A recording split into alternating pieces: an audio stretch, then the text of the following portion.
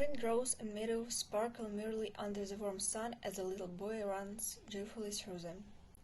The boy explores the meadows and groves, admiring the flowers and caressing the green silk grass.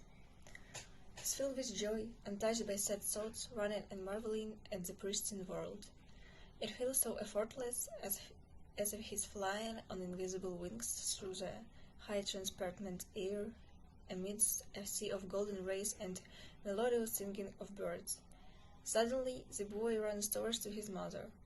"Mom," he says, "it's so beautiful and fun. Flowers are blooming and birds are singing."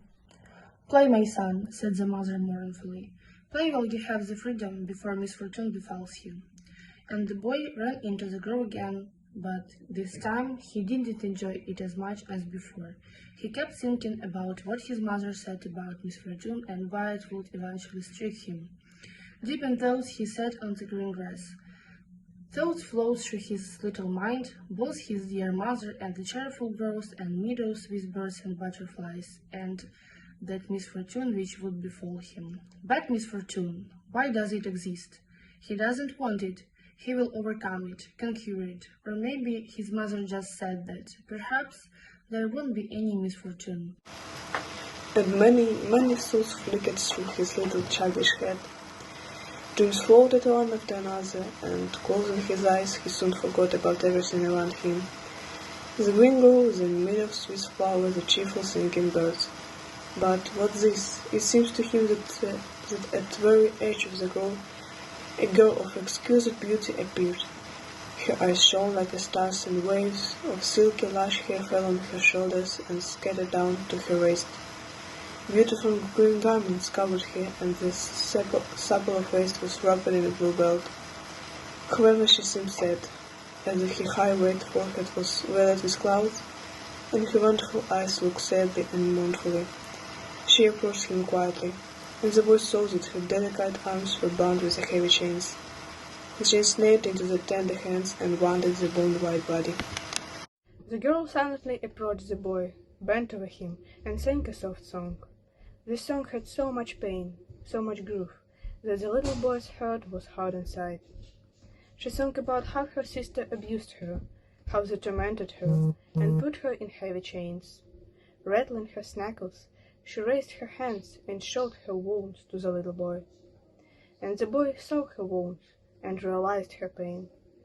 The girl continued to sing, and from that song the boy realized her entire fate. Full of holy feeling, he reached for her hands, and the girl took the little boy and kissed him on the smart forehead. "Never forget me," she said, "and when you become great and wise, come and free me from captivity." With these words she vanished from sight. There is no more enchanting girl, her sunken head. Only green branches bow over the boy, and birds chirp cheerfully, as if wishing to entertain him. Yet he still sits, and in his soul echoes a sad, sad song, feeling a girl's kiss on his forehead. The sun had already set behind the mountains, and darkness began to envelop the earth. All that remained was a pensive boy, who returned home without sharing anything with his mother.